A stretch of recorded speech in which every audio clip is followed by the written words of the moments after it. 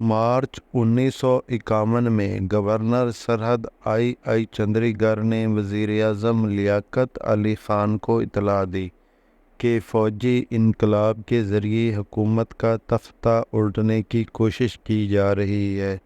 اس سے پہلے 23 فروری 1951 کو پاکستان کی بحری فوج کے chief of the general staff major general Muhammad Akbar Khan کے رہائش پر کشمیر پر بھارت کے ناجائز قبضے اور جنگ بندی کی صورت میں غور کرنے کے لیے فوجی اجلاس منعقد ہوا، لیکن اصل میں فوجی انقلاب کے ذریعے حکومت کا تختہ الٹنے کی سازش تیار کی گئی، جس کا بروقت انکشاف ہو گیا۔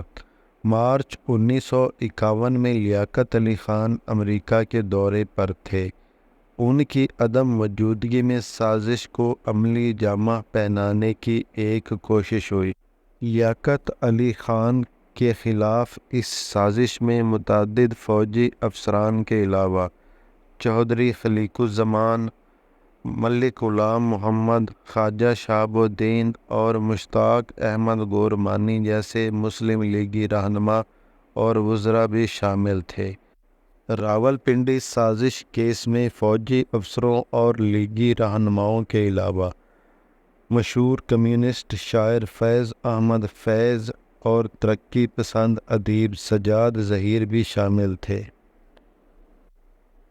حیدرآباد میں ایک خصوصی عدالت میں راولپنڈی سازش کیس کے ملزمان پر مقدمہ چلایا گیا۔ عدالت نے 15 ملزمان میں سے 12 کو مختلف مدت کی قید کی سزا سنائی۔